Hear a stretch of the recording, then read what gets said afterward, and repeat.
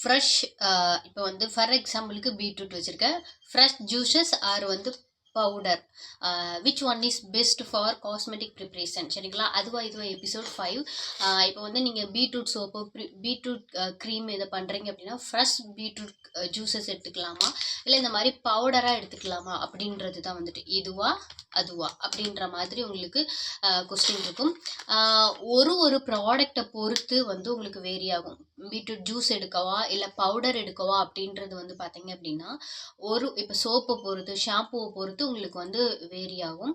நீங்கள் என்னை பொறுத்த வரைக்கும் வந்து ஃப்ரெஷ் ஜூஸ் எடுக்கிறீங்கன்னு வைங்களேன், அதுக்கு வந்து நீங்கள் கொஞ்சம் ப்ரிசர்வேட்டிவ் அதை பாதுகாக்கிறது அதோட சேஃப்டி செல்ஃப் லைஃப் அதை பார்த்துக்கிறதுக்கு கொஞ்சம் டைம் எடுக்கிற மாதிரி இருக்கும். அதுக்கு எக்ஸ்பென்சிவ் யூஸ் பண்ணுற மாதிரி இருக்கும் ஃப்ரெஷ் ஜூஸ் எடுக்கிற பட்சத்தில். பட் பவுடர் எடுக்கிற பட்சத்தில் அந்த வேலை எதுவுமே இருக்காது. நம்ம டக்குன்னு மூவ் பண்ணிகிட்டே இருக்கலாம், ப்ரொசீஜரை பண்ணிக்கிட்டே இருக்கலாம்.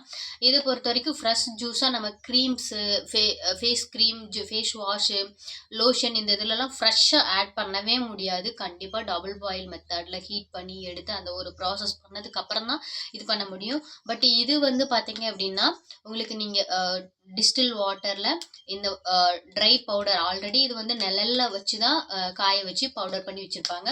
டிஸ்டில் வாட்டரில் மிக்ஸ் பண்ணி ஃபில்டர் பண்ணி டேரெக்டாக யூஸ் பண்ணிக்கலாம். உங்களுக்கு அதோட பெனிஃபிட் நல்லா கிடைக்கணும்னா மட்டும்தான் ஹீட் பண்ணிக்கணும். மற்றபடி இது வந்து சேஃப்டி பண்ணுறதுக்கு பெரிய விஷயம் இல்லை, ஏன்னா இது காய வச்சு இதுதான். அண்ட் நம்ம ப்ரிசர்வேட்டிவும் சேர்த்துப்போம்.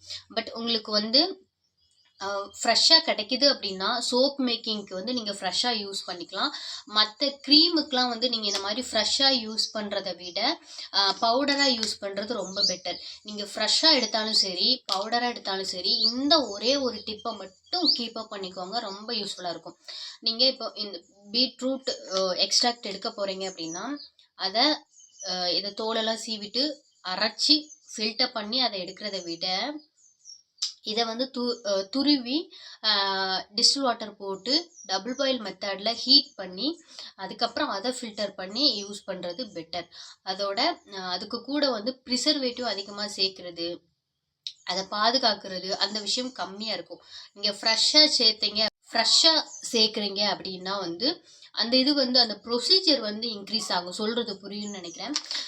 இந்த மாதிரி பவுடர்ஸ் யூஸ் பண்ணுறீங்கன்னு வைங்களேன், இதுலேயும் ப்ரொசீஜர் வந்து நீங்கள் என்ன பண்ணணும்னா இப்போ எவ்வளோ உங்களுக்கு தேவையோ எடுத்து டபுள் பாயில் மெத்தடில் ஹீட் பண்ணிவிட்டு பண்ணீங்க அப்படின்னா உங்களுக்கு அதோட பெனிஃபிட் வந்து நல்லா கிடைக்கும். அந்த வாட்டரில் வந்து நல்லா எக்ஸ்ட்ராக்ட் ஆகி வரும்.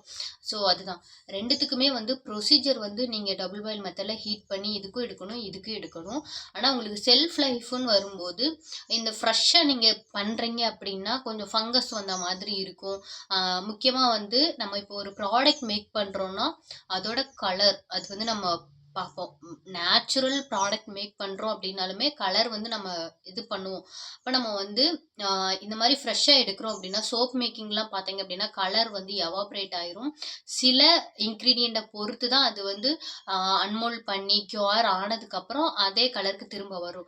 பட் சில இன்க்ரீடியன்ட் இந்த பீட்ரூட்டுக்குலாம் நான் நிறைய வாட்டி ட்ரை பண்ணியிருக்கேன். நம்ம ஃப்ரெஷ்ஷாக எடுக்கிறோன்னா ஆயில் கூட பிளெண்ட் பண்ணும்போது ஒரு லைட்டான பிங்கி கலர் வரும். பட் மோல்டில் ஊற்றி எவாப்ரேட் ஆனதுக்கப்புறம் ஒரு ப்ரௌன் கலர் அந்த மாதிரி தான் வரும். பட் பவுடரில் செய்கிறீங்க அப்படின்னா ஒரு மைல்டு ரெட் கலர் நம்மளுக்கு வந்து கிடைக்கும்.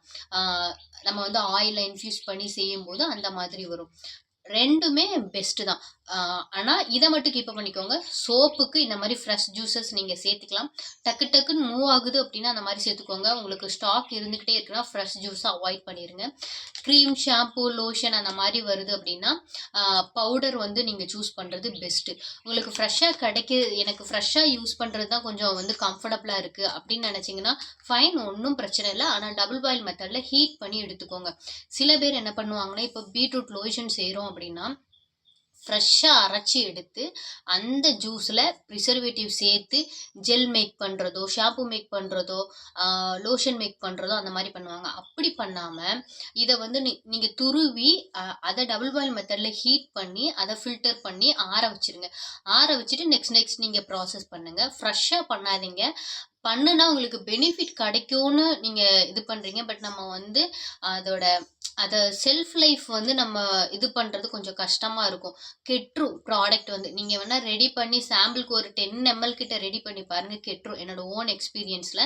ஸோ அதனால் நீங்கள் வந்து பாயில் பண்ணி பண்ணாலும் அதோட பெனிஃபிட் அப்படியே தான் இருக்கும். ஸோ ரெண்டுமே வந்து பெனிஃபிட் தான். இந்த ப்ரொசீஜரை மட்டும் கீப் அப் பண்ணிக்கோங்க. தேங்க்யூ.